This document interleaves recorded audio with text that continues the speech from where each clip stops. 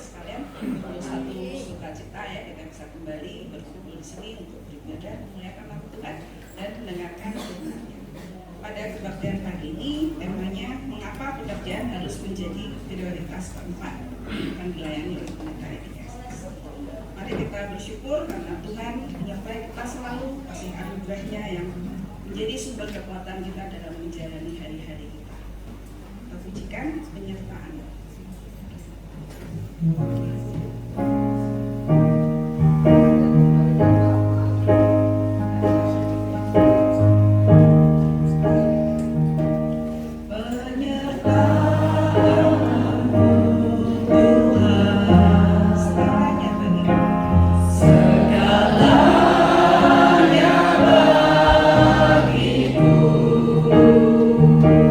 Hadirmu di hidupku.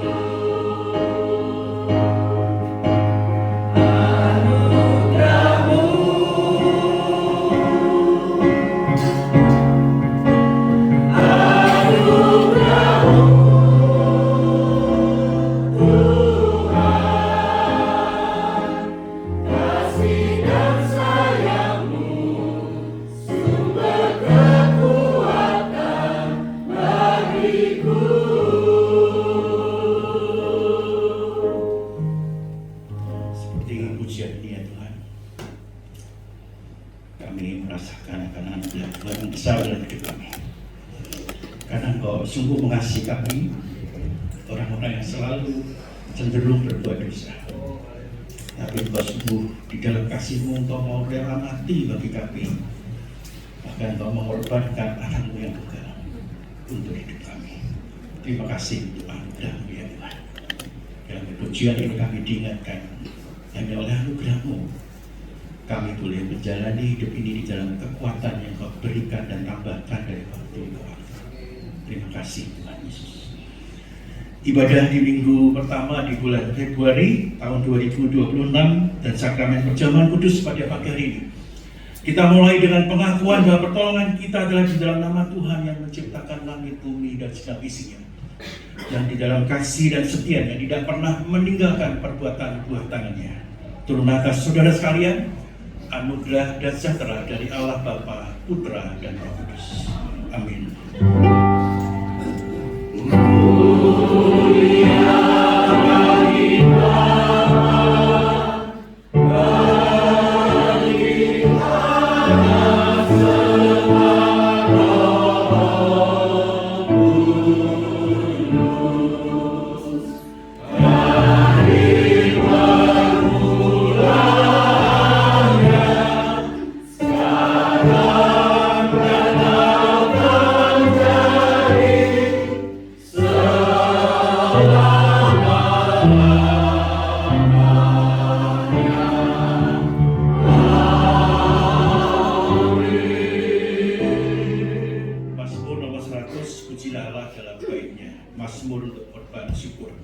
Bersorak-soraklah bagi Tuhan dari seluruh bumi, beribadah pada Tuhan dengan sukacita. Datanglah ke hadapannya dengan sorak-sorai. Ketahuilah bahwa Tuhanlah Allah, Dialah yang menjadikan kita dan punya Dialah kita, umat-Nya, dewan dan kawanan domba-gembala-Nya. Masuklah melalui pintu gerbangnya dengan nyanyian syukur, ke dalam pelatarannya dengan puji-pujian. Bersyukurlah kepadanya dan pujilah namanya, sebab Tuhan itu baik. Kasih setianya untuk selama-lamanya dan kesetiaannya tetap turun-temurun. Amin, amin, amin. Amin, amin, amin.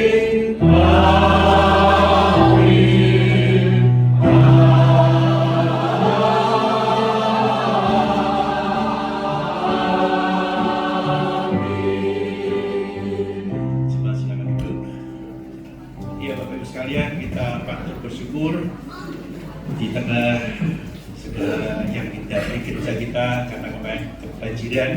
Kemudian Bapak Ibu kalau datang 3 hari yang lalu di samping gereja kita masuk itu penuh dengan air.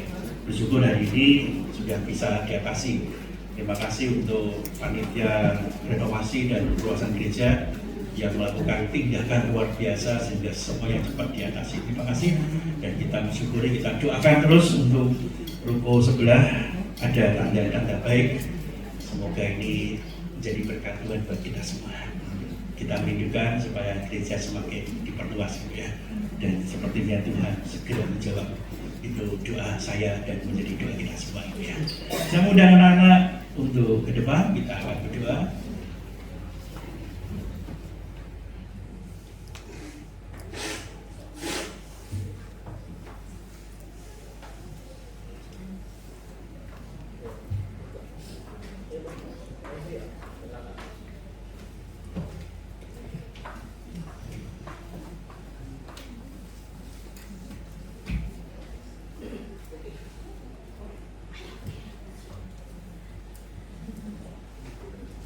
Geser sedikit ya, ke kanan, geser ke kanan lagi, iya. Ya, ke kanan, geser ke kanan. Oke, itu juga ya. Ya, kita berdoa ya. Kita tutup mata, lipat tangan, kita berdoa ya. Tuhan Yesus, terima kasih pada pagi hari ini. Tuhan Yesus memberi kesempatan pada kami untuk kami boleh beribadah. Terima kasih Tuhan Yesus yang baik. Biarlah Tuhan juga memampukan kami untuk kami boleh mendengar dengan baik akan firman Tuhan. Kami belajar melakukan firman Tuhan dan beri kepada mulut kami untuk memuji Tuhan. Karena Tuhan sungguh baik, Tuhan mengasihi kami. Berkati untuk kakak-kakak pemimpin yang akan menyampaikan firman Tuhan, yang akan memimpin pujian dan juga memimpin aktivitas. Berkati mereka semua di dalam persiapan yang sudah mereka lakukan. Terima kasih ya Tuhan. Pagi hari ini kami juga berdoa untuk orang tua kami, kiranya berkat yang terbaik, berkat yang terindah, berkat yang terbesar diberikan bagi orang tua kami. Terima kasih ya Tuhan.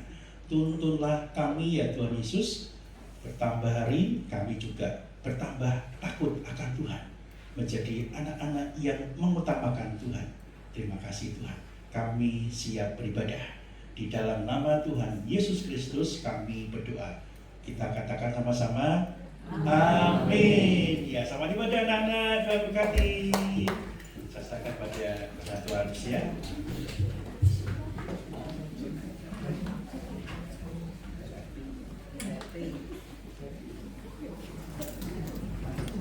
Sama seperti hari-hari yang kemarin dan kemarinnya lagi, hari ini selalu adalah hari yang telah dijadikan Tuhan. Ya, jadi bukan kita yang menjadikan hari ini, tapi hanya atas kehendak dan seizin Tuhan saja. Karena itu mari kita bersuka.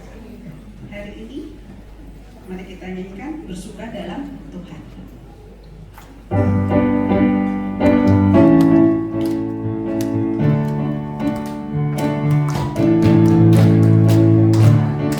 Hari ini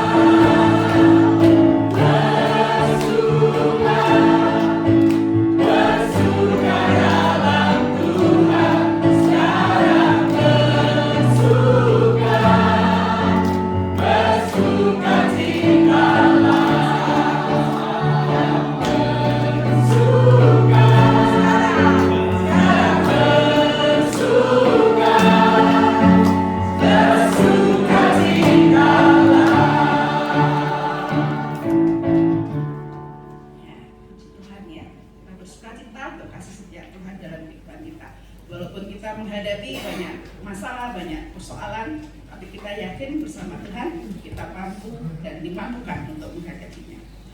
Sebentar lagi kita akan masuk dalam doa syafaat yang akan dipimpin oleh Bapak Dwi Marawanto, dan kita mau menyanyikan satu lagu. Lagu ini mengingatkan kita untuk belajar dalam berdoa itu tidak mementingkan diri kita sendiri, karena biasanya kita kalau berdoa itu selalu Tuhan tolong sembuhkan, Tuhan aku pengen berhasil, Tuhan besok aku mau ujian supaya bisa. Tapi lagu ini mengingatkan kita semua bahwa kita mau berdoa supaya kita bisa lebih mengasihi Tuhan, kita dimampukan Tuhan untuk makin mengasihi dan mencintai Dia. Dari KPR 1 nomor 56, banyakkan kasih.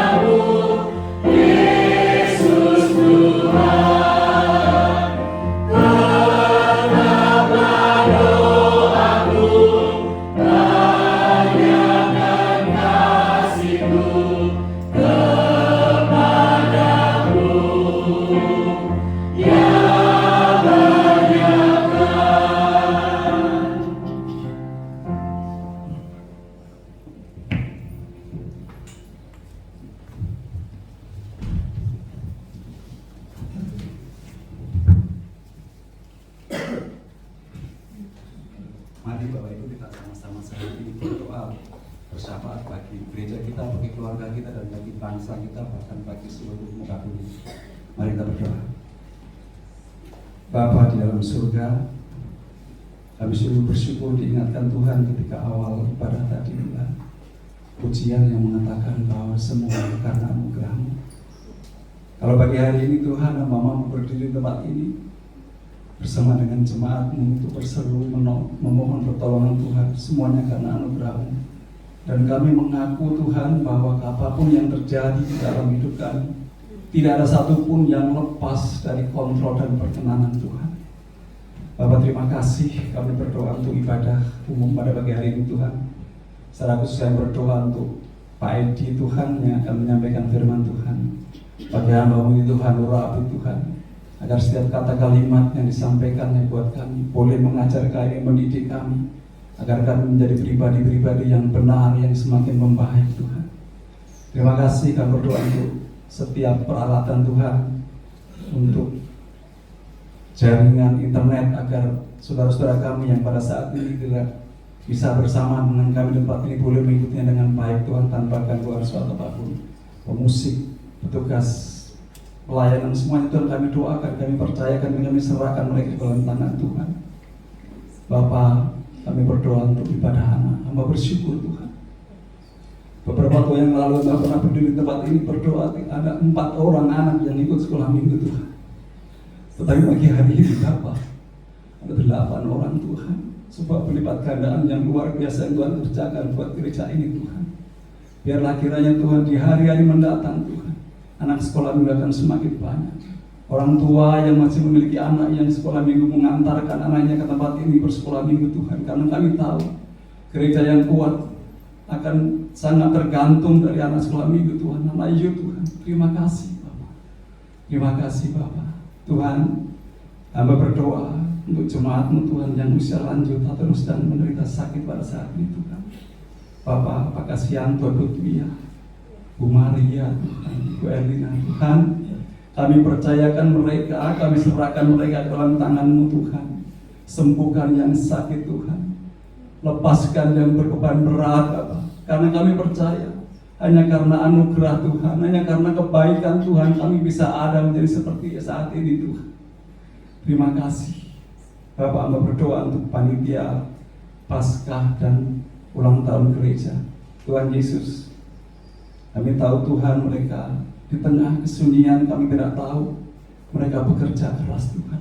Mereka mengadakan rapat-rapat, mereka mempersiapkan dengan baik Tuhan. Dan kami jemaat-Mu Tuhan sangat bersyukur memiliki pribadi-pribadi yang luar biasa Tuhan. Kami percaya Tuhan akan tolong mereka. Secara khusus kami berdoa untuk Ibu Yaya Tuhan sebagai ketua panitia Tuhan. Berkati Tuhan, berikan hati yang bijaksana, kemampuan untuk memanage semuanya dengan baik Tuhan. Sehingga pada saatnya nanti Tuhan, kami semuanya jemaat-Mu diberkati dengan acara yang disiapkan. Kami semuanya diberkati dan ikut memberkati acara Paskah ini Tuhan. Terima kasih. Biarlah Tuhan kami berdoa secara sungguh dana yang dibutuhkan Tuhan. Kami percaya Allah akan mencukupkannya karena kami tahu sepanjang perjalanan hidup kami Tuhan, sepanjang perjalanan Tuhan kami pernah kekurangan melakukan suatu acara karena kami tahu Allah kami adalah Allah yang kaya. Allah kami adalah Allah yang sangat kaya Tuhan. Sehingga berapapun Tuhan cara yang disiapkan Tuhan, kami melihat tadi 20 juta Tuhan. Kami percaya Tuhan akan siapkan dan bahkan Tuhan akan lebihkan Tuhan. Seperti Tuhan memberikan kelebihan ketika kami mengadakan Natal kemarin Tuhan. Terima kasih Bapak, kami berdoa untuk bencana alam di banyak tempat Tuhan. Hari-hari terakhir kami melihat Tuhan, kami mendengar, kami membaca di Cisarua, Bogor, Bandung Barat Tuhan. Kami percaya Tuhan, setiap bencana ada hikmahnya bagi kami Tuhan. Kemarin kami bicarakan apakah karena memang kerakusan manusia seperti ini Tuhan. Ampuni kami Tuhan kalau bencana yang terjadi karena kerakusan manusia. Tetapi sungguh Tuhan kami percayakan Tuhan bahwa setiap orang yang menolong kami, kalau kami bisa berdoa, kami akan berdoa. Kalau kami bisa membantu dengan dana, kami akan bantu dengan dana Tuhan. Supaya Tuhan penderitaan saudara-saudara kami sebangsa Tuhan segera berakhir. Penderitaan saudara-saudara kami Tuhan boleh segera selesai sehingga mereka bisa hidup normal seperti ketika sebelum terjadi bencana Bapak. Terima kasih Bapak, kami berdoa untuk negeri kami Tuhan. Hari-hari Tuhan, kemarin kami mendengar banyak peristiwa besar, banyak pejabat-pejabat yang mengundurkan diri Tuhan. Hamba tidak tahu pasti apa yang terjadi. Tetapi kami percaya Tuhan, Allah siapkan pengganti-pengganti yang lebih baik. Allah siapkan pengganti-pengganti yang lebih baik, yang mampu membawa negeri kami menjadi negeri yang besar. Karena kami tahu Tuhan mengasihi bangsa kami. Karena kami tahu Tuhan mengasihi negeri kami Tuhan. Terima kasih Bapak, kami berdoa hari ini adalah rapat jemaat Tuhan. Tuhan Yesus, hal yang baik ketika majelis gembala mengadakan pembicaraan dari hati ke hati dengan jemaatnya Tuhan. Biarlah Tuhan ajar kami, mungkin ada kritik yang keras, mungkin ada kritik yang tajam Tuhan. Biarlah kami semua saling menerima, karena semuanya demi kebaikan dan kemajuan gereja kami agar semakin membaik dan semakin membaik Tuhan. Bapak, kami berdoa untuk bangsa-bangsa di dunia Tuhan. Ada perang, bencana alam Tuhan juga tolong Bapak. Terima kasih Tuhan Yesus. Tuhan yang akan menolong, memberkati, melindungi negeri dunia ini Tuhan dari segala macam bahaya Tuhan. Tuhan, kami percaya Allah mengasihi dunia ini. Kalau tidak, Tuhan nggak mungkin Tuhan turunkan Yesus Kristus di dunia ini Tuhan. Terima kasih Bapak. Hamba berdoa untuk gedung di sebelah Tuhan. Tadi Pak Edi bilang, kerinduan saya percaya Tuhan, bukan hanya kerinduan Pak Edi, tapi kerinduan setiap kami.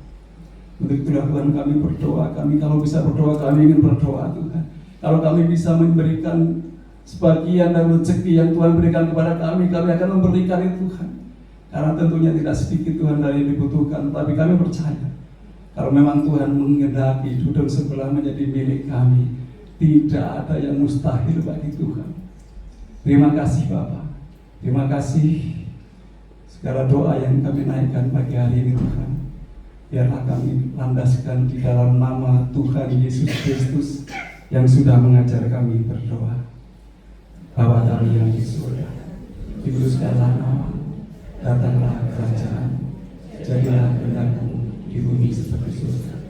Berikanlah kami pada hari ini makanan kami yang cukup, dan ampunilah kami akan kesalahan kami, seperti kami juga mengampuni orang yang bersalah kepada kami. Dan lepaskanlah kami daripada yang jahat, karena Engkau lah yang punya kerajaan dan kuasa dan kemuliaan sampai selama-lamanya. Mari kita sama-sama katakan amin. Amin. Puji Tuhan. Sebentar kita akan sama-sama mendengar dan menikmati pujian dari paduan suara pengharapan.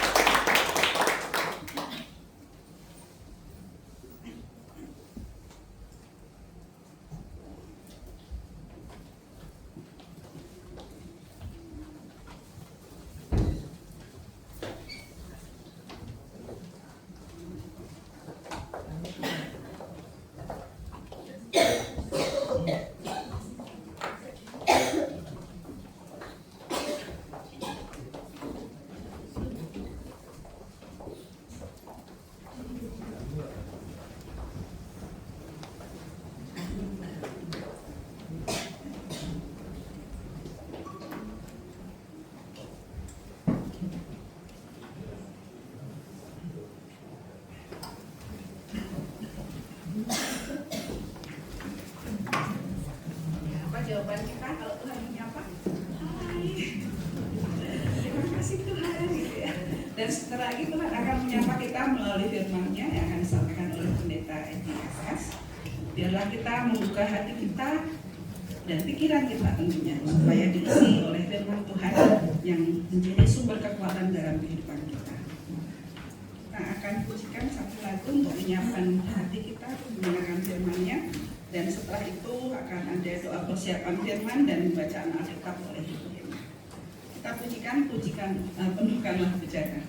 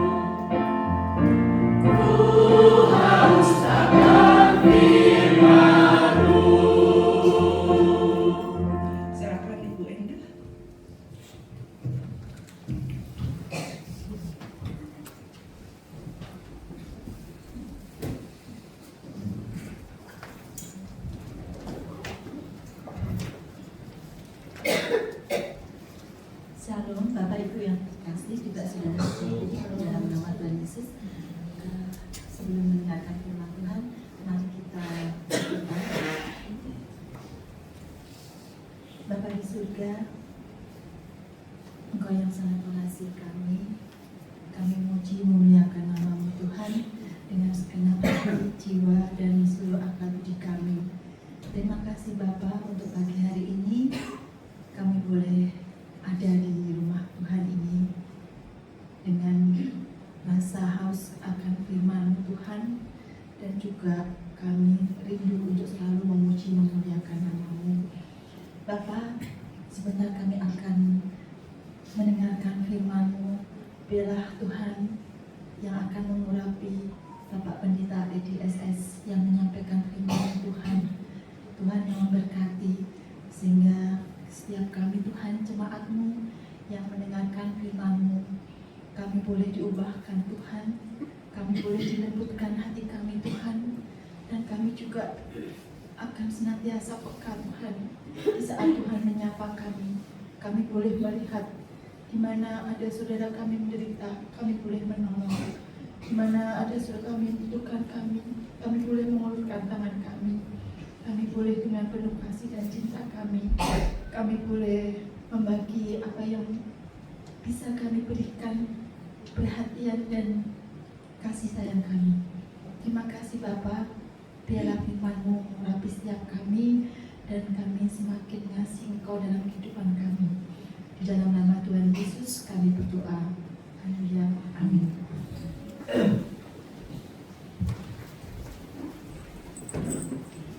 Firman Tuhan pagi ini diambil dari kitab 1 Timotius pasal 5 ayat ke-8.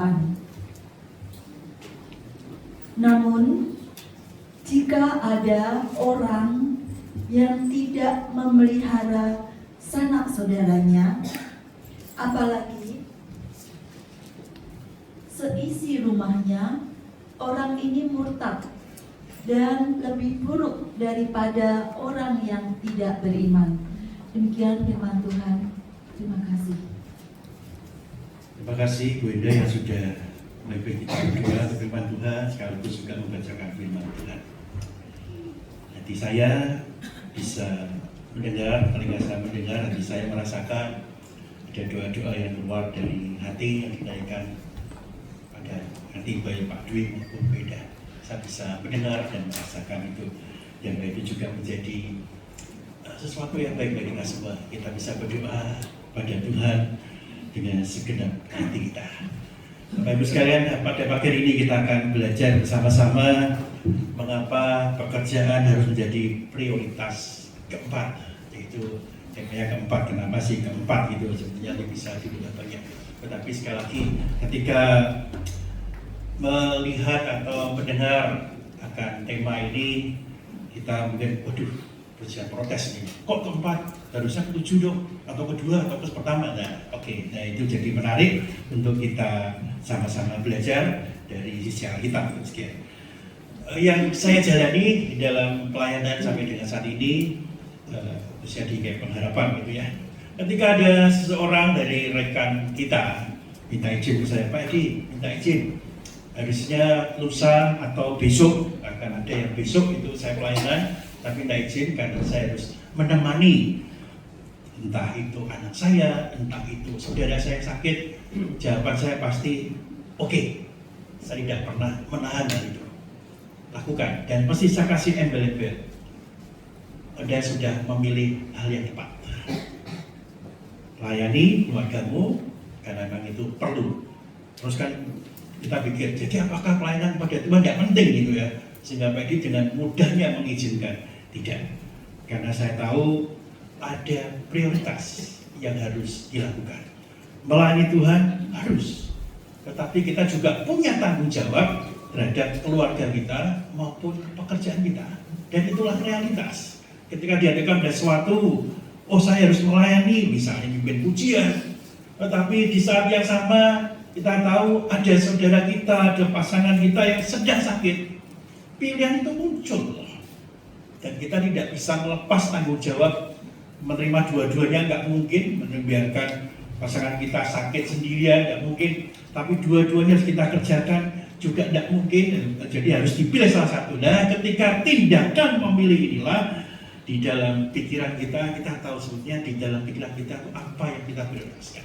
Nah, Bapak-Ibu sekalian, menarik untuk kita lihat di dalam ayat yang tadi kita baca. Saya tidak akan baca, tapi membuka slide-nya aja gitu ya. Tetapi jika, ya oke, tadi silakan. Tetapi jika itu, slide-nya berikutnya. Ya, inilah ayat yang kita baca tadi, satu ayat saja. Nah, kalau kita perhatikan Bapak sekalian, ayat ini ada di dalam konteks mengenai janda. Nah, Paulus berpesan pada Timotius sebagai pendeta yang masih muda, gembala yang masih muda, bagaimana gereja atau orang-orang itu harus memperhatikan para janda. Ini janda yang benar-benar janda, maksudnya ya memang membutuhkan. Dan itulah bagian dari gereja untuk memperhatikan para janda, karena ini mengenai janda gitu ya. Diperhatikan karena mereka membutuhkan sesuatu, dan sebagai gereja, sebagai anggota gereja atau tubuh Kristus itu harus memperhatikan. Namanya tubuh, ada satu yang sakit, semuanya merasakan sakit. Ada satu yang perlu diperhatikan, yang lain dia harus perhatikan. Singkat cerita, harus ada gerakan bersama untuk membantu atau menolong para janda ini. Nah, kalau kita lihat 1 Timotius 5 ayat 8 tadi, secara khusus berbicara bagaimana Paulus berbicara, buat saya sangat keras kepada orang-orang untuk mengingat hal ini ya. Yang tidak memeliharakan sanak saudaranya, maksudnya itu ada salah satu saudara kita yang janda dan kita dan perhatikan.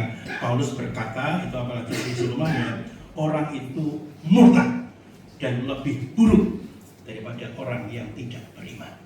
Sangat keras. Jadi kalau kamu tidak memperhatikan apa yang ada di dalam kondisi keluargamu, tentang janda kalau itu ada, sanak saudaramu, dan kamu tidak perhatikan, masih tambah lagi, dan atau seisi rumahmu, itu keluarga kita itu murtad dan lebih buruk kepada orang tidak beriman. Benar, kita adalah orang beriman, tetapi Paulus menegaskan kalau kita tidak memperhatikan hal itu kita adalah orang murtad. Murtad sangat keras. Jadi orang yang murtad ini bukan beralih secara saya pindah agama, tidak, tapi dia mengingkari iman yang dia miliki. Harusnya dia punya belas kasih, harusnya dia memperhatikan sanak saudaranya, atau juga dikatakan seisi rumahnya, dikatakan apalagi isi rumah. Kalau tidak memperhatikan, orang itu orang yang murtad dan tidak beriman. Sangat keras, sangat keras. Kita mulai berpikir, ada nggak ya saudara-saudara kita yang membutuhkan sesuatu dalam hal ini konteks janda yang betul-betul butuh, bukan pura-pura butuh, tapi kita perhatikan. Nah, disinilah ujian bagi kita. Apakah kita sungguh-sungguh memperhatikan sebagai bagian yang hidup di dalam proses beriman ataupun dasar iman kita untuk melakukan sesuatu. Saya mengingatkan kembali Bapak Ibu sekalian, iman itu ada tiga bagian gitu ya. Bagian itu tentang pikiran kita, perasaan kita, tetapi juga tindakan kita. Jadi iman itu bukan hanya mengerti saja tentang iman itu apa, tetapi apa yang kita rasakan ketika ada perjumpaan dengan Tuhan, ada firman yang mengubahkan kita, ada pesan. Tetapi yang tidak kalah penting itu adalah tindakan kita juga. Jadi iman, kamu beriman pada Tuhan, tetapi kamu tidak melakukan yang seharusnya kamu lakukan. Paulus berkata dengan keras, bisa jadi kita orang yang murtad, bahkan tidak beriman, karena satu itu bolong. Jadi tiga bagian ini kita mengerti, kita merasakan, sekaligus ada tindakan dalam hidup kita untuk membuktikan, atau orang mengerti kita itu punya iman kepada Tuhan. Tanpa tindakan rasanya juga sia-sia. Kita orang yang murtad, mengingkari iman kita, maka disebut tidak beriman. Keras sekali. Nah, secara khusus kalau kita membahas bagian ini, kalau pekerjaan prioritas keempat gitu ya, apakah pekerjaan itu tidak penting dibandingkan 1, 2, dan 3? Ya kan saya belum sebutkan 1, 2, dan 3 ya. Bapak Ibu sekalian kasih Tuhan, Tuhan berbicara tentang pekerjaan atau ekonomi itu sangat lugas dan jelas di dalam Alkitab kita. Penelaahan Alkitab yang cermat nanti kalau kita lihat ya, mengingatkan kita bahwasannya kita tidak terlalu fokus pada hal-hal yang surgawi saja. Maksudnya mengerti dan kita bisa beribadah dengan baik dan tidak fokus dengan itu saja. Tetapi juga ada Alkitab kita mengatakan, kalau kita cermat tadi ya, ada hal penting yang harus kita lakukan, yaitu tentang materi. Materi. Saya bukan berteologi sukses atau materi, tetapi Alkitab menyatakan hal itu. Kita fokus pada surga, iya, tetapi jangan itu menjadi satu-satunya alasan kita untuk kita mengingkari akan adanya kebutuhan materi seperti itu. Maka kalau kita lihat dari sejak awal, kita mengatakan bahwa Tuhan akan memberkati Abraham dan janjinya, membuatnya begitu banyak yang dia miliki, materi, bukan tentang hal surgawi saja, tetapi Tuhan juga mengatakan hal-hal surgawi, janji bagi dia. Jadi maksudnya seperti ini, bukan tentang keseimbangan, tetapi ada yang harus kita perhatikan. Kita juga berbicara tentang kebutuhan materi itu. Bukan kita fokus pada hal-hal surgawi. Misalnya saya, ini kan pekerjaan surgawi, ya, pekerjaan pendeta itu pekerjaan surgawi. Tetapi saya melupakan akan tanggung jawab saya materi kepada keluarga. Rasanya itu bukan yang diinginkan Tuhan. Harus juga memenuhi kebutuhan daripada materi, daripada saya dan juga keluarga. Kekristenan itu tidak meremehkan tentang materi ini. Dan Yesus Kristus, bahwasanya dia juga di dalam Alkitab kita boleh katakan terus menerus merujuk kepada materi-materi yang diberikan pada kita semua. Kenapa sih Tuhan memberikan mujizat 5 roti dan 2 ikan untuk makan berapa orang? Ya, begitu banyak. Tuhan perhatikan, ada kebutuhan ini, makanan, materi yang diperlukan oleh manusia. Tuhan kan bisa berkata, kamu semua kenyang. Selesai kan? Selesai sekalian. Karena Tuhan mampu segalanya. Tetapi dia memperhatikan ada kebutuhan material, makanan. Dan Tuhan perhatikan hal itu. Dan Tuhan memberikan mujizat itu bagi setiap kita. Orang-orang yang hadir pada saat itu. Begitu banyak. Ada perhatian ekstra daripada Tuhan. Makanya dari perjanjian lama maupun perjanjian baru, Tuhan berbicara pada kita tentang pemeliharaan umatnya. Dan sampai hari ini pun Tuhan memeliharakan kita. Dalam bahasa saya, tidak cukup kita berusaha, tidak cukup kita berdoa, tetapi harus ada usaha untuk mendapatkan itu. Berdoa harus tidak apa kita lupakan? Tidak. Berdoa tetap, tetapi harus ada usaha. Kalau bahasa Latinnya mungkin Bapak Ibu sudah tahu ya, main sana in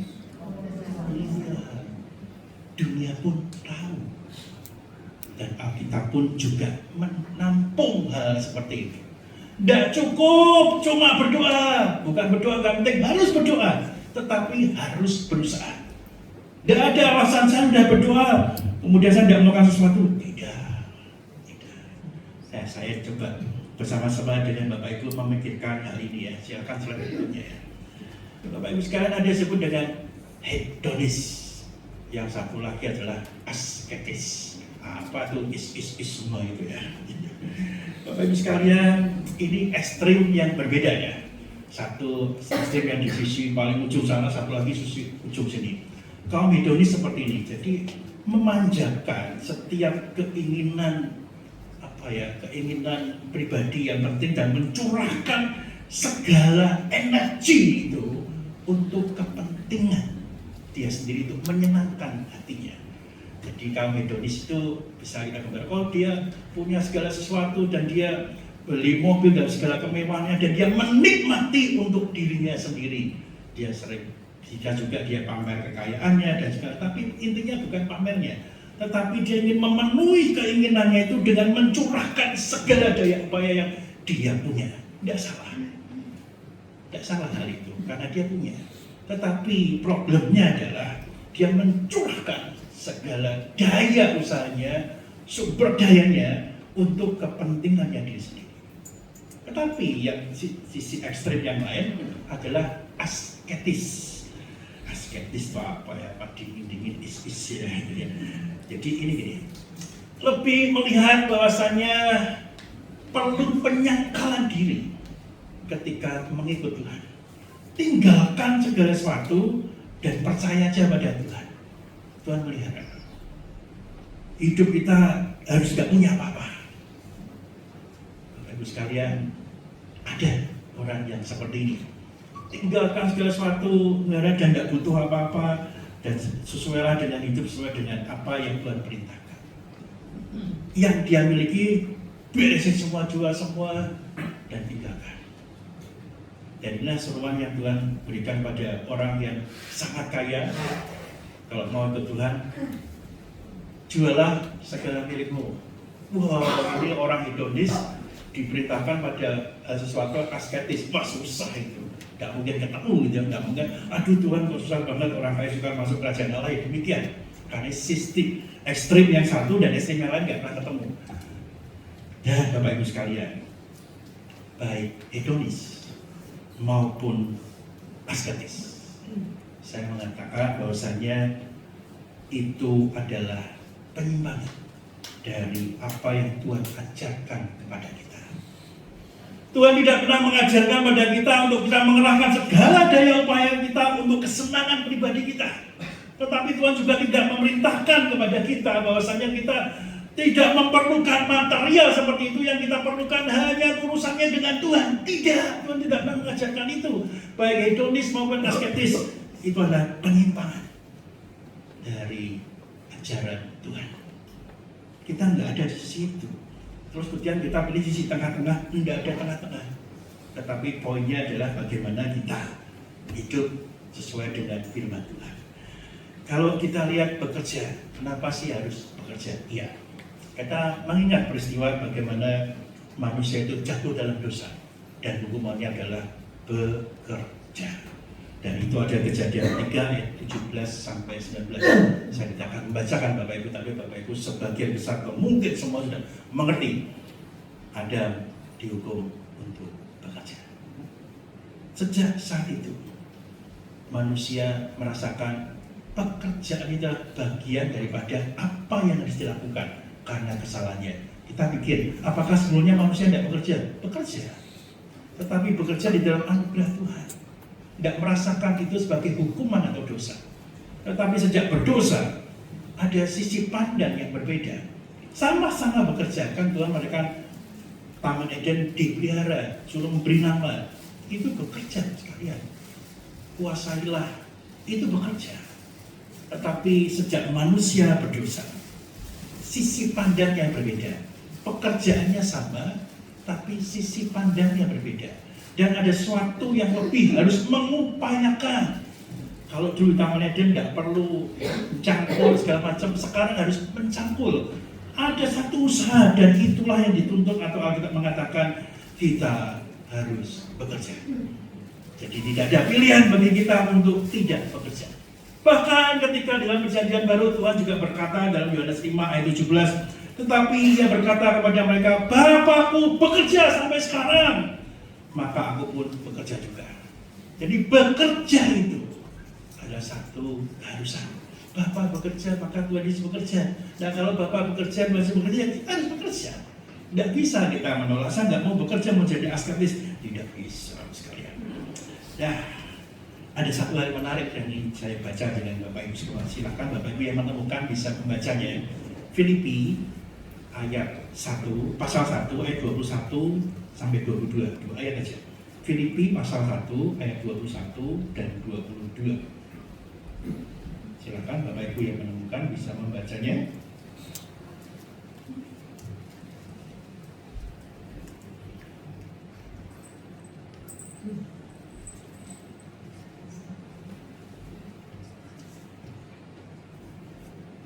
Filipi 1 Ya. ayat 21. Karena bagiku hidup adalah Kristus dan mati adalah keuntungan. Tetapi jika aku harus hidup di dunia ini, itu berarti bagiku bekerja memberi buah. Jadi mana yang harus kupilih aku tidak tahu. Ya, terima kasih Mbak Lisa. Bapak Ibu sekalian perhatikan ayat pertama bisa 21. Karena bagiku hidup bagi Kristus, mati adalah keuntungan. Hidup bagi Kristus, mati keuntungan. Oke, itu aja. Seorang pejabat kita pernah mengatakan hal itu di dalam perjalanan hidupnya dan jadi kesaksian. Tetapi ayat itu nggak berhenti sampai 21, ada ayat 22. Tetapi jika aku harus hidup di dunia ini, itu bagiku bekerja memberi buah. Maksudnya seperti ini. Kalau Tuhan memberikan kesempatan bagi kita untuk hidup, hidup itu bekerja dan menghasilkan buah. Bukan hanya bekerja seperti kita, tapi menghasilkan buah. Dan itulah yang Alkitab katakan kepada kita semua. Kalau kita masih hidup, bekerjalah dan memberi buah. Dan itu semangat yang bisa kita pakai semua. Ayat ini menjadi sesuatu yang baik dalam diri saya bersama teman-teman saya waktu saya ada di Semarang sebelum saya masuk sekolah pendeta. Itu masih muda saya, kemudian cari ayat dan kita temukan ayat ini. Tetapi jika aku harus hidup di dunia ini, itu bagiku berjamba. Kita buat gantungan kunci dan kita mengingat, Tuhan masih kesempatan beri kita hidup ya.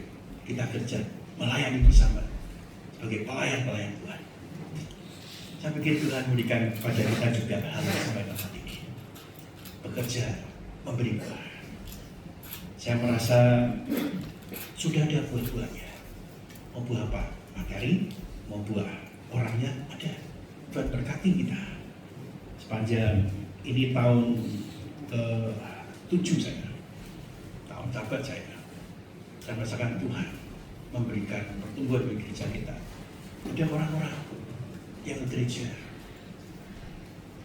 dan juga memberikan pada material pada kita bisa membangun, merenovasi gereja dan melakukan segala macam, memberi buah. Bukan cuma bekerja saja, saya bisa melayani saja, tapi dia menghasilkan buah. Tetapi tuntutan daripada Rasul Paulus ini adalah bekerja, memberi buah. Kita diizinkan ini yang ke depan ya. Kita memberi buku sebelah. Saya pikir kita bisa bersama-sama mengatakan memberi buah. Bukan hanya bekerja saja, tetapi memberi buah. Dan itulah yang akan bisa boleh kita katakan kepada Tuhan andaikan kita dipanggil Tuhan. Apakah kamu sudah menghasilkan? Iya Tuhan, sudah ada Tuhan. Ada kesempatan dalam hidup saya untuk saya berpartisipasi dan bersyukur Tuhan berikan kesempatan.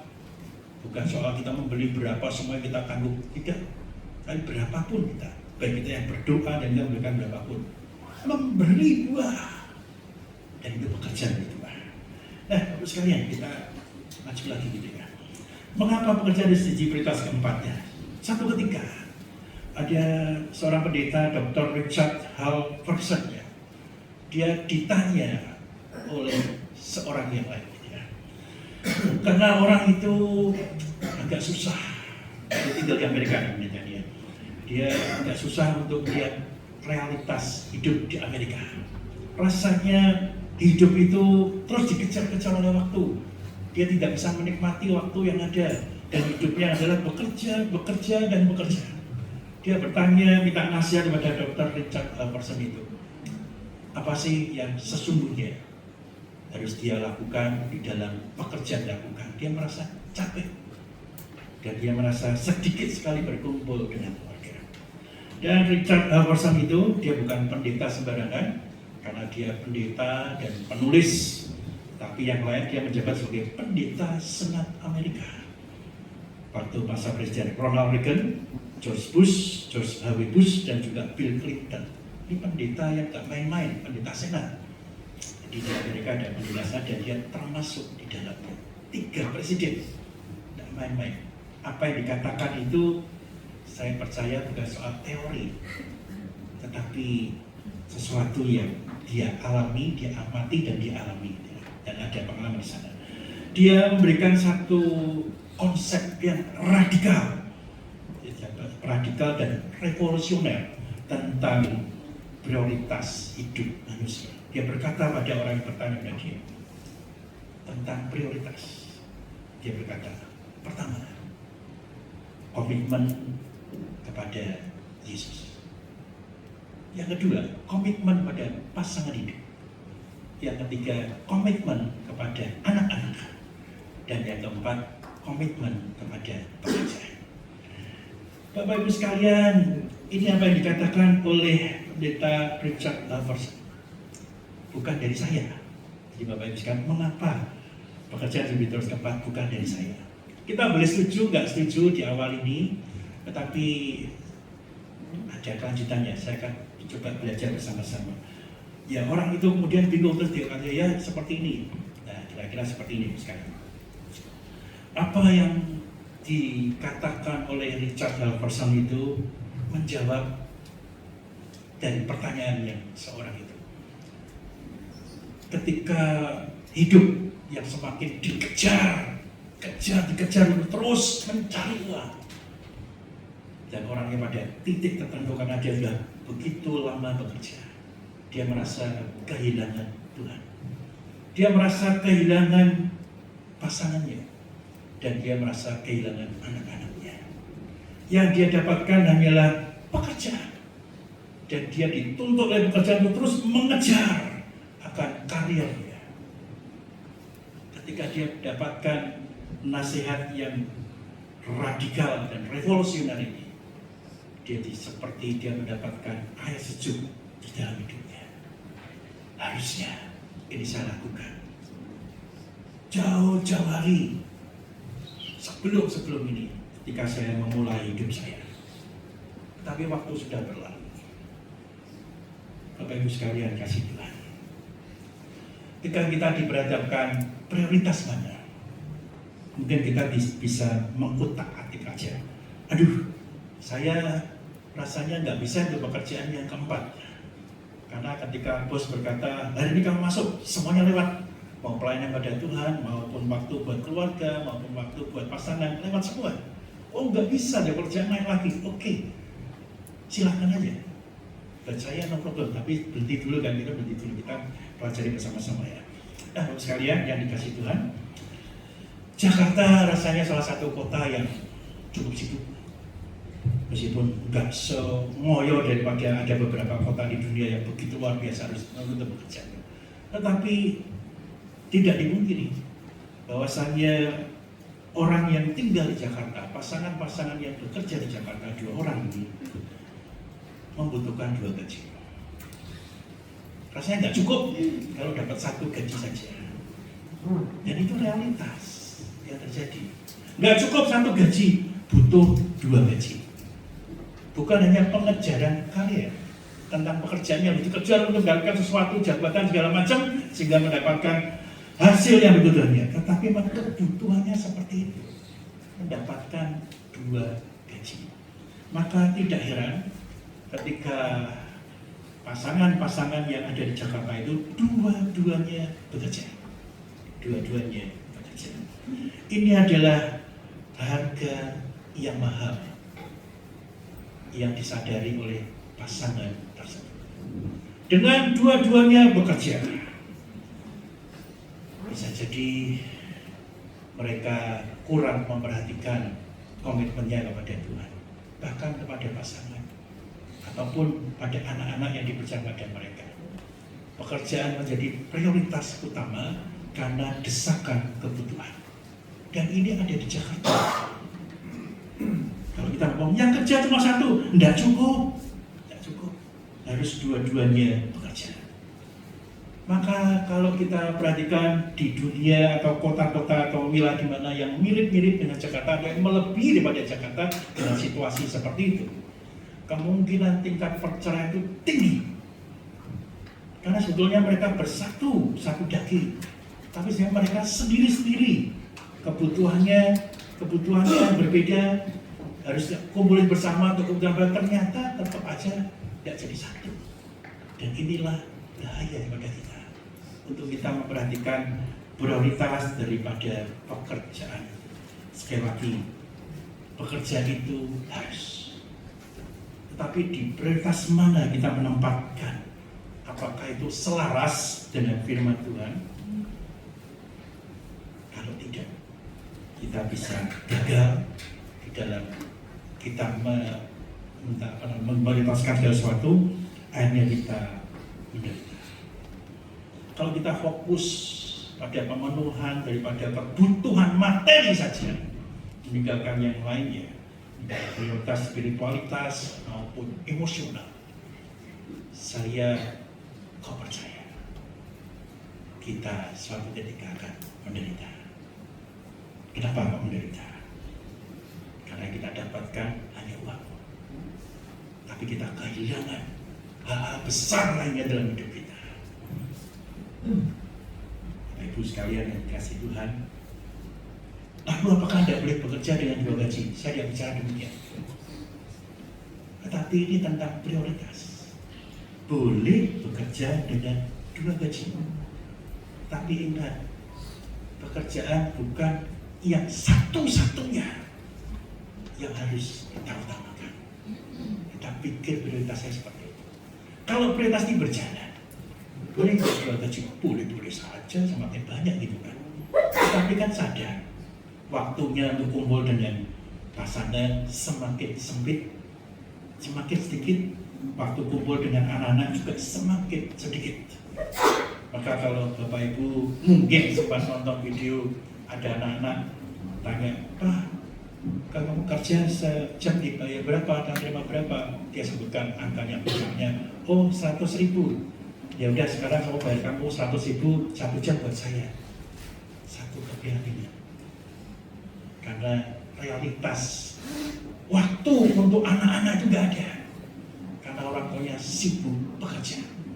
Jadi Bapak Ibu sekalian, inilah hidup yang selalu menjadi pergumulan buat kita. Tidak gampang, saya kalau ngomong bisa bilang, "Oh Anda harus seperti ini, harus sana."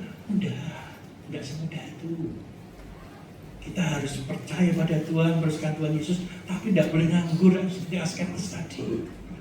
Mengutamakan Tuhan seperti nilai-nilai dari kita hidup berkomitmen kepada Yesus, tapi harus bekerja dan menempatkan pekerjaan di mana itu yang penting. Dan itulah di situ kita mendapatkan satu hal yang bijaksana ketika kita bisa melakukan bagian seperti ini. Sekali lagi, ini adalah petunjuk daripada pendeta Senat Amerika. Bukan mencuri saya, tapi baik di dalam pergumulan hidup kita bisa menuntaskan seperti itu. Nah, hal-hal yang kita bisa perhatikan pada seperti ini. Bapak Ibu sekalian Tuhan, kita tidak memungkiri orang sukses itu menjadi role model. Kenapa orang ingin mengejar menjadi orang yang sukses? Karena segala yang diomongkannya itu akan menjadi insight yang luar biasa. Orang gagal itu tidak bisa jadi role model. Kalau mau jadi role model, jadilah orang berhasil, jadilah orang yang sukses, sehingga orang bisa mengerti, oh iya ya ternyata yang dilakukan dia itu bagus banget, jadi dia menjadi orang sukses. Bagaimana saya menjadi sukses? Kan tidak ingin kita menjadi orang gagal, tidak ada. Tapi kita menjadi orang sukses, ya dengerin orang yang sukses. Ya, orang yang sukses menjadi role model. Bapak Ibu sekali kasih Tuhan, sejujurnya siapapun kita, ketika kita berkeluarga, itu menjadi role model bagi anak-anak kita.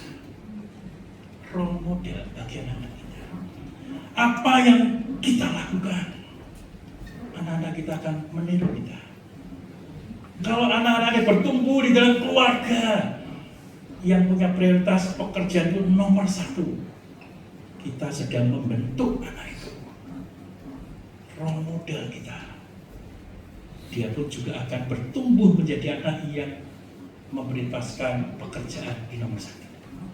Ingat, apa yang kita lakukan itu menjadi role model bagi anak kita. Dan kita sedang mempersiapkan generasi yang tidak peduli pada keluarga, yang tidak peduli kepada pasangan-pasangan. Role model. Jadi tidak aneh Bapak sekalian, buat saya ketika orang yang sukses itu tidak merokok. Karena saya tidak merokok, itu bukan orang sukses juga. Kenapa? Karena merokok itu menghabiskan uang. Orang yang sukses itu tidak ingin mendapatkan uang. Jadi kenapa dia tidak merokok? Demi sukses. Bukan pertimbangannya senang atau pertimbangannya sehat, tidak. Menghamburkan uang itu. Jadi pertimbangannya berbeda. Apalagi memberikan perpuluhan pada gereja, waduh, itu bukan prioritas, bukan sesuatu yang menjadi hidup di dalam orang yang memutuskan pekerjaan. Orang yang memutuskan pekerjaan berpikirnya sukses. Nah, kalau sukses kok memberikan perpuluhan pada Tuhan? Tidak ada. Tidak ada. Ketika kita memberikan perpuluhan kepada Tuhan, mampu memberikan persembahan kepada Tuhan, saya percaya prioritas hidup kita bukan pekerjaan yang bersama. Kita di tempat yang tepat, bisa mengucap syukur pada Tuhan. Apa yang kita terima, semuanya berasal dari Tuhan. Menunjukkan kita memprioritaskan Tuhan. Pekerjaan harus kita lakukan, tapi bukan yang utama.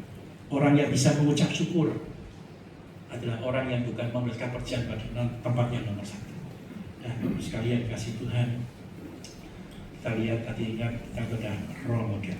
Tetapi ingat juga bahwasanya di dalam pekerjaan atau hidup kita ada masa-masa sulit. Ada masa-masa sulit. Dan semua hidup kita itu semuanya lancar, termasuk dalam pekerjaan kita. Tadi Pak Dwi sempat mendoakan juga gitu ya. Tidaknya kemarin lusa gitu ya, sehingga saya kemarin bisa itu pimpinan Bursa Efek Indonesia dan pimpinan OJK mengundurkan diri. Kenapa? Karena IHSG bergoncang begitu keras, sehingga turun drastis. Saya tidak bisa menghitungnya seperti apa, tapi saya bacanya 8%. Ya saya ngawur aja kalau kita punya uang 1 juta tiba-tiba kehilangan 8% ya gitu ya. Ya kelihatan kecil, tapi kan dia begitu besar, misalnya begitu banyak, makanya sampai tergoncang seperti itu. Ini membuktikan bahwasannya hidup kita itu tidak selalu menanjak. Kita bisa bekerja, berusaha, tapi akan bisa memastikan itu selalu menanjak terus seperti keinginan kita menjadi orang yang sukses. Belum tentu. Ya, kesiapan kita menghadapi masa sulit ini perlu kita pikirkan bersama. Kalau pekerjaan menjadi prioritas yang utama, ketika pekerjaan tidak menghasilkan sesuatu, bisa jadi kita menjadi orang yang gila. Karena kita kehilangan semua dalam hidup kita. Siapkah menghadapi masa sulit ketika kita memprioritaskan pekerjaan di tempat yang pertama? Adalah satu berkat ketika COVID melanda dan kita bersama-sama menikmati masa COVID, kecuali cucu saya lahir setelah COVID, dia tidak tahu COVID itu ya. Tetapi yang lahir sebelum tahun 2020 akan tahu masa COVID. Ada satu berkat yang luar biasa di tengah-tengah COVID itu. Karena harus bekerja di rumah dan kemudian ada masa perubahan-perubahan yang disesuaikan itu, dan ada berkat yang luar biasa. Karena sejak COVID gak boleh keluar, semua yang kerja di rumah semua, suami istri itu kumpul di rumah, tidak bisa keluar juga gitu. Bukan tidak boleh keluar, bukan yang mau, tapi tidak bisa keluar, kumpul di rumah. Biasanya pisah ya kan, pagi udah bekerja sampai malam pulang, ketemu sebentar tidur, udah pagi bukan lagi. Selama COVID itu kumpul terus tiap hari karena tidak boleh keluar. Yang luar biasa di tengah-tengah masa suka. Kalau kita melakukan pekerjaan yang utama ketika menjadi masa suka, kita nggak bisa melihat berkat Tuhan yang luar biasa. Kumpul dengan keluarga itu berkat luar biasa. Nah, sekali kasih Tuhan. Yang lain lagi kita perlu memperhatikan bagaimana menghargai hasil dari pasangan. Maksudnya seperti ini. Ketika seseorang bekerja dan kita tahu pasangan kita, aduh, di prioritasnya apa pekerjaannya? Jangan-jangan kita adalah pasangan yang menuntut dia untuk memprioritaskan dari pekerjaan. Bukan keinginan pasangan kita. Bisa jadi kita berkontribusi untuk menjadikan pasangan kita itu pekerjaan sebagai prioritas utama. Maksudnya seperti ini. Katanya. Saya enggak nyindir tapi katanya, kalau katanya kan bebas saja gitu ya. Bukan menurut keyakinan saya, bukan, tapi katanya itu ya. Katanya itu cukup banyak istri yang menuntut suaminya beli ini, beli itu. Tetangga beli mobil, beli dong. Tetangga punya berlian, beli dong. Tetangga punya ini, beli dong. Kalau tetangganya punya istri baru, nah repot gitu ya. Oke, duluan aja.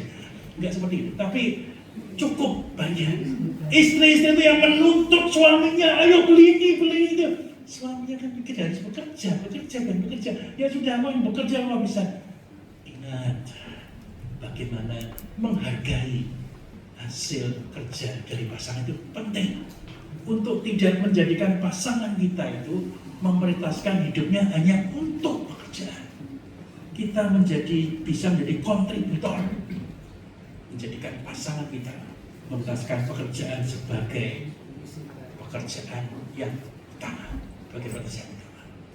Ingat, jadi kalau sekarang normalnya bekerja kan para suami. Saya pesan sama istri-istri, jangan berkontribusi menjadikan pasangan kita di dalam hidupnya pekerjaan adalah prioritas yang utama. Kita berpotensi, maksudnya para istri berpotensi menjadikan suaminya salah jalan. Tetapi sebaliknya sekalian, para suami juga belajar menghargai pekerjaan pada istrinya. Dipikir tidak menghasilkan sesuatu itu kalau nggak bekerja, kamu nggak berguna. Enggak. Banyak pekerjaan daripada istri itu yang tidak bisa dilakukan oleh suaminya kalau dia dibayar besar sekalipun. Mencuci, apalagi ya, asuh anak, apalagi masak, apalagi musik apalagi. Coba sekarang ini yang saya tahu itu ya, ada suami, kamu nggak kerja, oke kita bayar aja bukan pekerjaannya gitu, nggak ada yang cerita gitu. Sekarang kamu gajimu berapa? Tak bayar, sebulan itu lakukan pekerjaan itu, nggak sanggup suaminya. Kenapa? Lupa untuk menghargai pekerjaan pada pasangan. Yang ada dianggap kamu tidak bisa sesuatu, itu bekerja. Para istri kita itu bekerja, percayalah. Ya, macam-macam itu ya. Nah, belajarlah menghargai supaya tidak bahwa pasangan kita hanya berdasarkan pada pekerjaan. Dan kemudian yang lain, kita perlu mengingat hal ini, menghormati orang tua.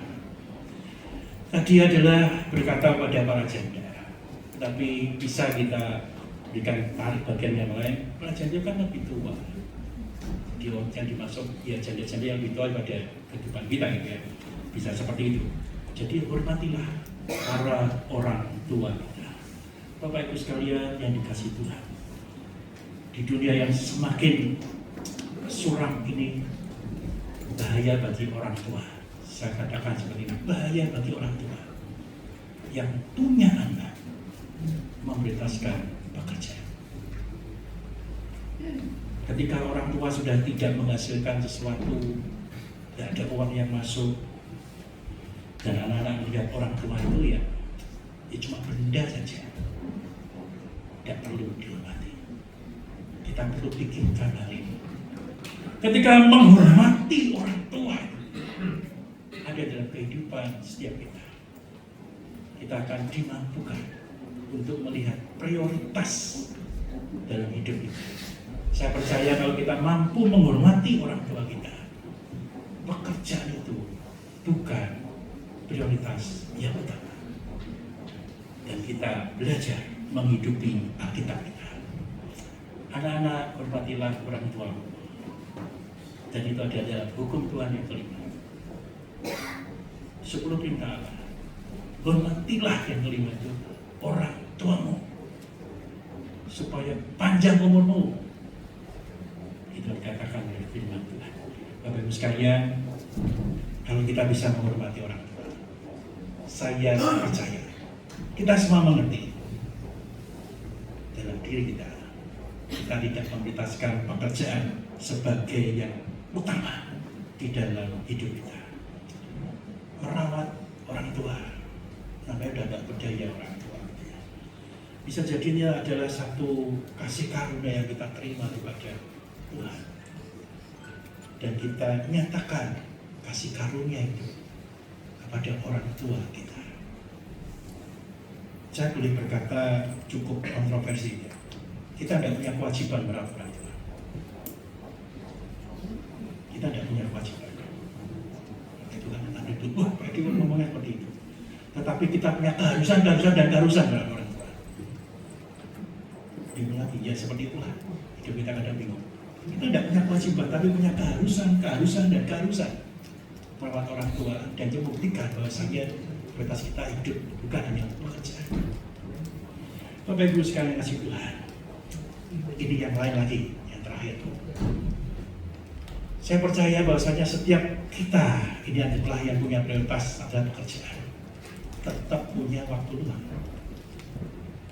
Buktinya orang yang bekerja sibuk sekarang, ada di kafe-kafe sedang ngopi gitu kan. Meskipun statusnya bekerja bisa ngopi, ada waktu luang. Nah, bagaimana memanage waktu luang itu akan memperlihatkan siapa diri kita. Apakah kita orang yang bertas tentang pekerjaan? Kita pakai tentunya waktu luang itu yang ada itu. Ya teman-teman, harusnya waktu adalah uang dan terus dipakai untuk sehingga kita ya, meskipun harusnya ada waktu luang, kita menjadi tidak punya waktu. Lupa untuk jalan-jalan, lupa atau eman-eman untuk jalan-jalan pergi kemana menikmati, tidak ada. Padahal ada. Ketika nggak dipakai waktu luang itu, hampir pasti orang itu punya prioritas pekerjaan yang utama.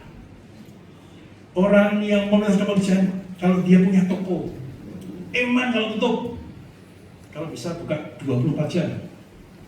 Bapak Ibu mungkin mengenal ya, ada saudara kita di daerah tertentu yang punya toko tuh, toko merek M depannya gitu ya, itu bukanya 24 jam.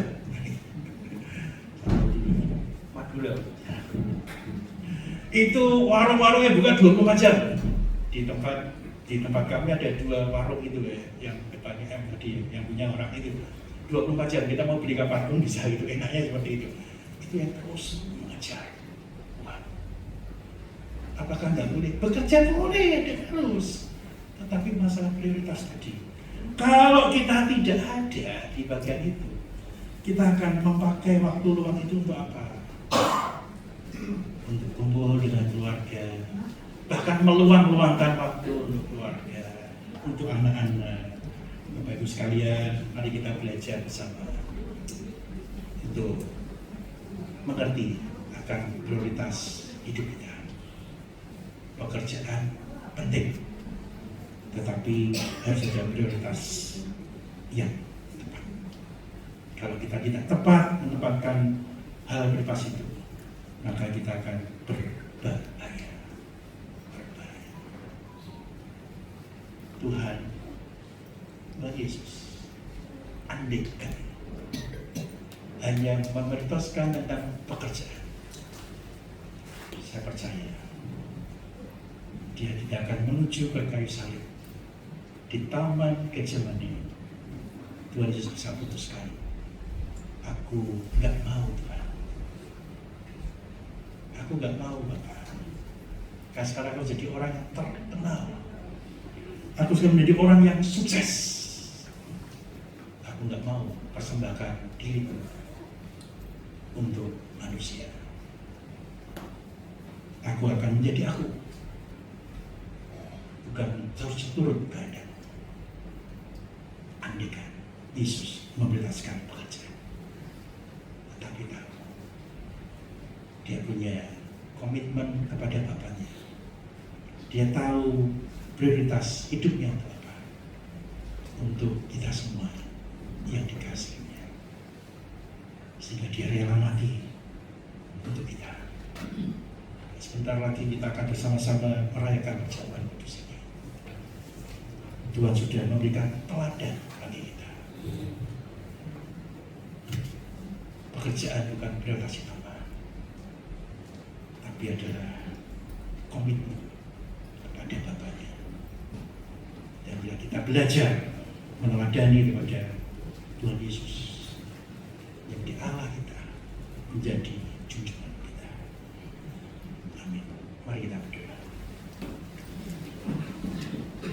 Bapa di dalam surga, kami bersyukur boleh belajar melalui firman-Mu.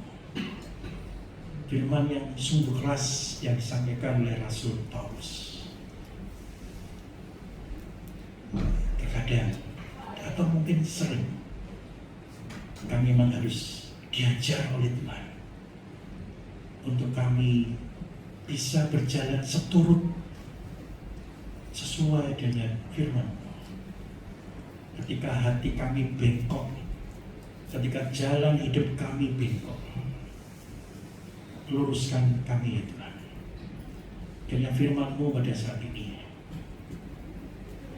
boleh kami mengerti dan boleh kami hidupi. Mampukan kami ya Tuhan.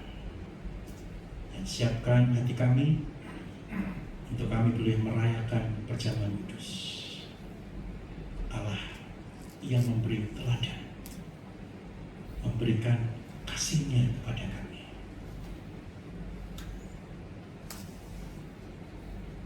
Engkau memilih untuk menyerahkan anak-Mu karena Engkau mengasihi kami. Terima kasih ya Tuhan. Di dalam nama-Mu Yesus Kristus kami berdoa. Amin. Saya minta pelayan perjamuan bisa masuk ke depan.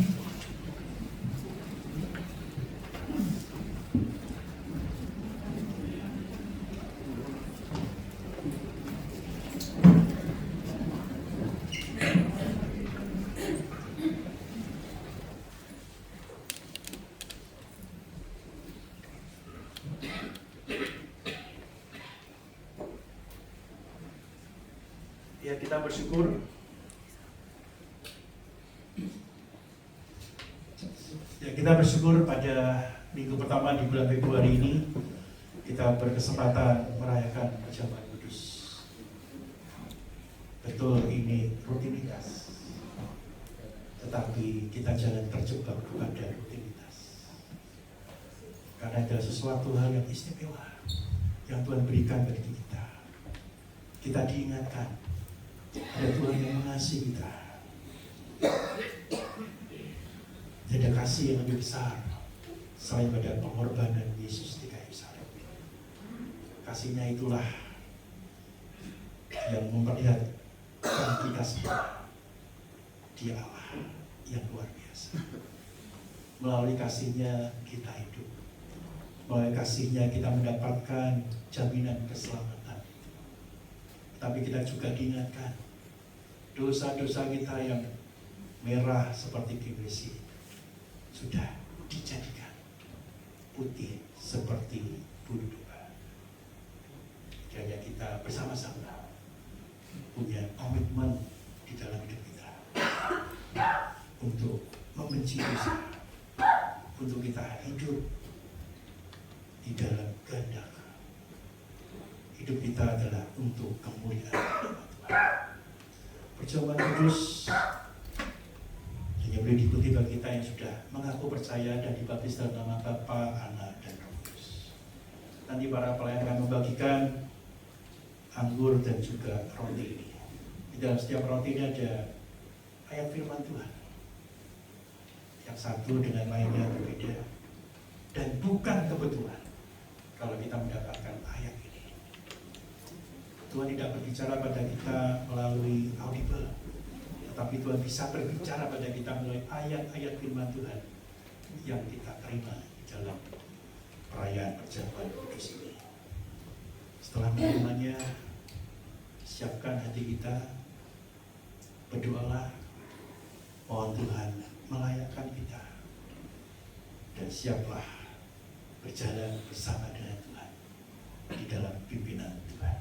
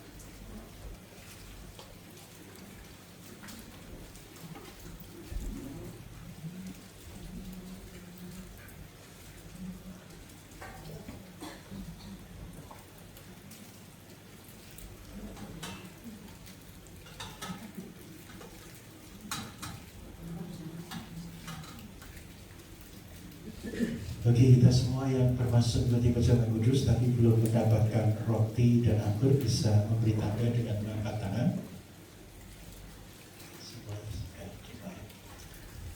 Nanti dalam pelayanan perjalanan pejabat kudus ini, andaikan ada roti yang jatuh atau anggurnya tumpah, jangan ragu untuk memberikan tanda dengan mengangkat tangan. Kita akan ganti yang benar.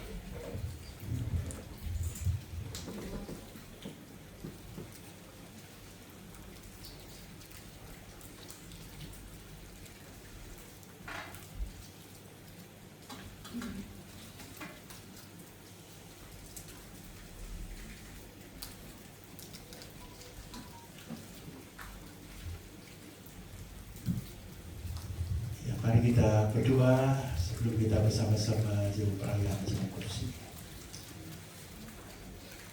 Terima kasih Tuhan untuk waktu ketika kami bisa semeja sehidangan dengan Tuhan. Engkau sungguh dekat kepada kami. Engkau Allah yang Immanuel, yang ada, tinggal dan menyertai kami. Kiranya hidup kami adalah hidup tentang Tuhan. Tuhan yang ada di dalam hidup kami. Tuntun kami ya Tuhan. Ajar kami mensyukuri segala sesuatu adalah karena kasih karunia Tuhan. Bukan kekuatan kami kalau kami bisa menggapai surga, tetapi semua karena kasih karunia daripada Tuhan yang Kau nyatakan melalui kematian-Mu di kayu salib. Ampuni segala dosa dan kesalahan kami yang kami lakukan sampai hari ini. Kiranya Allah Roh Kudus yang ada bersama dengan kami memampukan kami untuk berjuang menjadi orang-orang yang membenci dosa, yang jijik terhadap dosa. Kami ingin ya Tuhan berjalan di dalam langkah Tuhan bersama Engkau dan di dalam Engkau. Di dalam nama Tuhan Yesus Kristus kami berdoa. Amin. Dan kita semua yang langsung menjadi pejabat kudus untuk berdiri, kita angkat roti di tangan kita.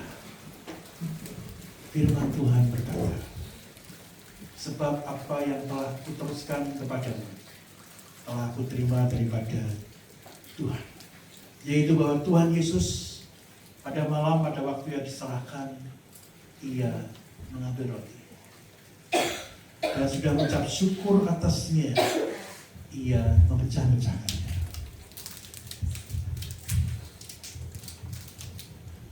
dan berkata, inilah tubuhku yang diserahkan bagi kamu. Perbuatlah ini menjadi peringatan akan aku. Roti adalah lambang daripada tubuh Tuhan Yesus yang tergantung di kayu salib, yang menderita dan sungguh menderita demi kita manusia yang berdosa ini. Mari dengan penuh rasa syukur dan tekad untuk hidup di dalam kekudusan, kita makan roti ini. Mari kita makan.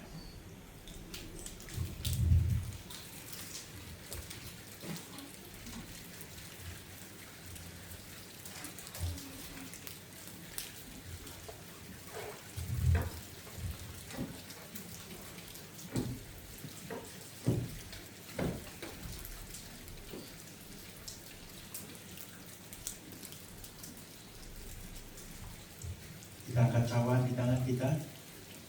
Firman Tuhan berkata, demikian juga ia mengambil cawan sudah makan lalu berkata, cawan ini cawan perjanjian baru yang dimeteraikan oleh darahku. Perbuatlah ini setiap kali kamu meminumnya menjadi peringatan akan aku. Cawan adalah lambang daripada darah Tuhan Yesus, darah anak domba Allah yang tersembelih yang mati bagi kita semua. Biarlah melalui kematiannya kita boleh bersukacita dan mengerti akan kasih-Nya begitu besar yang kita terima daripada Dia. Mari dengan penuh rasa syukur kita minum cawan ini.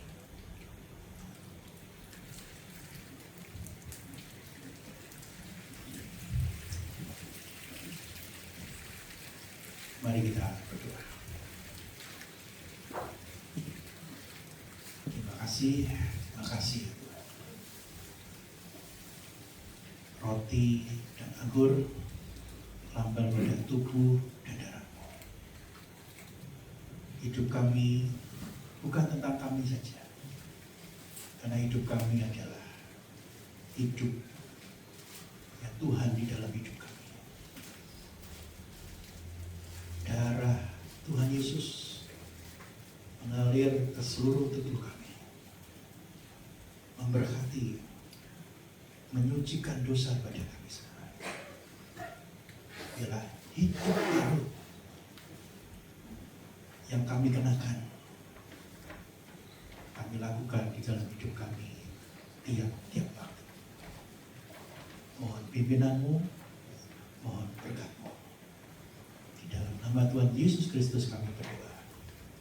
Amin. Silakan duduk.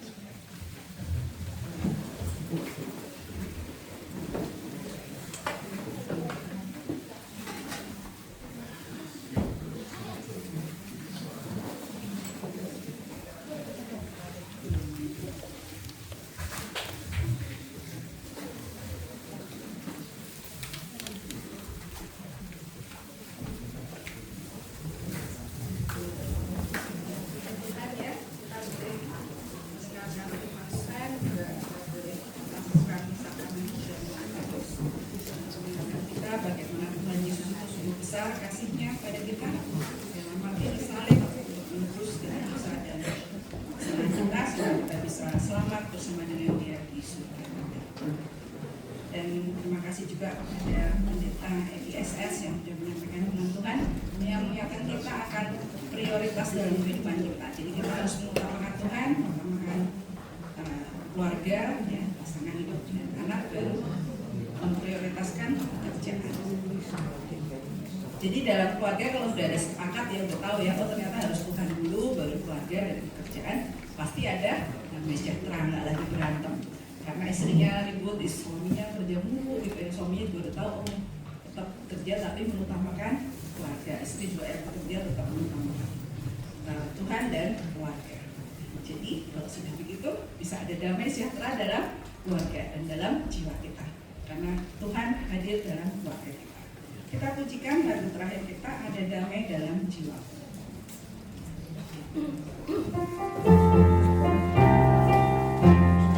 Ada damai dalam jiwaku, aku bersukaria, rasa syukur penuh di kalbu, ku diselamatkannya. Ada damai, pujilah Tuhan, ada damai dalam jiwaku, karena darah Yesus telah menyucikan, jadi damai di hatiku. Ku menyanyi dalam jiwaku, bagus sekali dan kira, karena Yesus memang Rajaku, penuh kasih sayang. Ada damai, pujilah Tuhan, ada damai dalam jiwaku,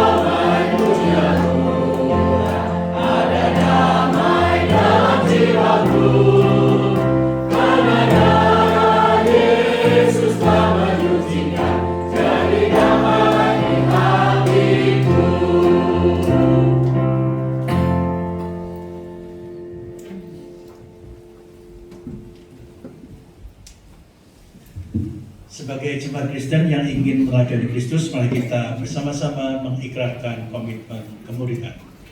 Kami bersaksi bahwa tidak seorang pun dapat sungguh-sungguh mengenal Kristus kecuali Ia yang buktinya setiap hari dalam kehidupan.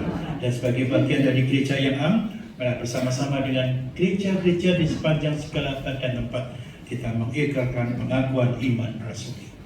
Aku percaya pada Bapa yang Maha Kuasa, Allah yang langit dan bumi, dan pada Yesus Kristus anaknya yang tunggal Tuhan kita, yang dikandung daripada Roh Kudus, lahir dari anak darah Maria, yang meninggal sengsara di bawah pemerintahan Pontius Pilatus, disalibkan, mati dan dikuburkan, turun ke alam maut.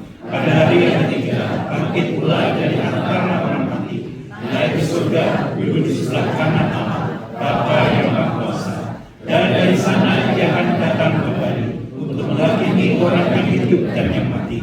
Aku percaya pada Roh Kudus, gereja yang kudus dan am, persekutuan orang kudus, pengampunan dosa, kebangkitan orang mati, dan hidup yang kekal. Amin. Jemaat yang mengasihi dan dikasihi Tuhan, arahkanlah hatimu pada Tuhan dan terimalah berkat yang datangnya daripada Tuhan. Tuhan memberkati engkau dan melindungi engkau. Tuhan menyinari engkau dengan wajah-Nya dan memberi engkau kasih karunia. Tuhan menghadapkan wajah-Nya kepadamu dan memberi engkau damai sejahtera. Amin.